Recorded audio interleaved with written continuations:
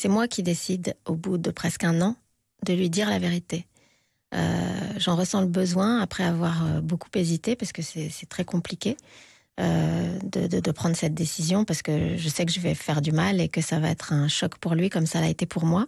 Mais j'ai eu le temps de beaucoup réfléchir à la situation, et je suis convaincue à ce moment-là que la vérité, aussi douloureuse soit-elle, vaut mieux qu'un mensonge qui ronge de l'intérieur.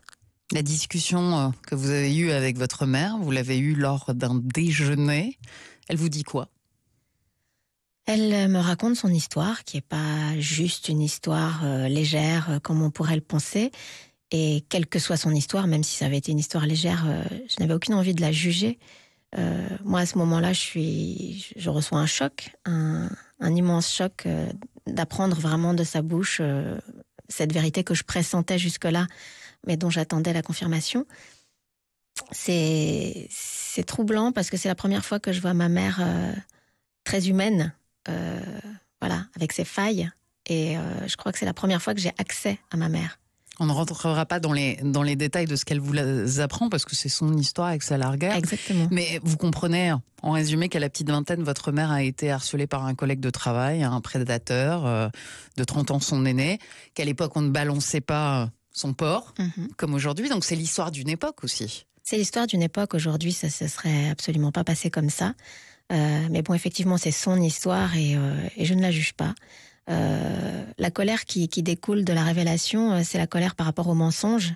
Même s'il est motivé par de bonnes raisons, le mensonge est tellement destructeur qu'on trouve absurde de l'avoir subi pendant autant d'années. Et celui qu'enfant vous appeliez le papy de Paris, bah finalement c'est votre père. Ouais. Alors je découvre... Biologique. Biologique, oui. Il n'a rien d'autre d'un père que la biologie. Et je ne sais pas s'il avait été vivant, parce que je découvre qu'il est décédé. S'il avait été vivant, je ne suis pas sûre que j'aurais cherché à le rencontrer. C'est encore une fois pas le sujet dans mon histoire. Après, chaque histoire est différente. Beaucoup de gens m'ont contacté après avoir lu mon livre, et m'ont raconté des histoires différentes où ils ont retrouvé leur père biologique. Ils en avaient envie. Voilà, chaque histoire est différente. Donc... mais bon, j'avais besoin de savoir, et puis j'ai découvert que moi, fille unique, j'avais des demi-frères et sœurs, 5 je crois. Voilà, j'aurais aimé avoir des photos, juste voir si je ressemblais à quelqu'un, mais c'est tout. Et quand vous demandez à votre mère, est-ce que tu l'as dit à papa, la réponse est non. Elle répond même, de toute façon, qu'est-ce que ça change? Ça change tout. Oui, mais je la comprends, la question. Une personne qui est à l'origine d'un tel mensonge, j'aimerais que ça ne change rien. Parce qu'effectivement, encore une fois, on le disait tout à l'heure, mon père reste mon père. Enfin, un père, c'est d'abord celui qui aime et qui éduque son enfant. Donc, ça ne remet pas ça en question du tout. Le problème est ailleurs. Le problème, il est sur la façon dont on s'est construit.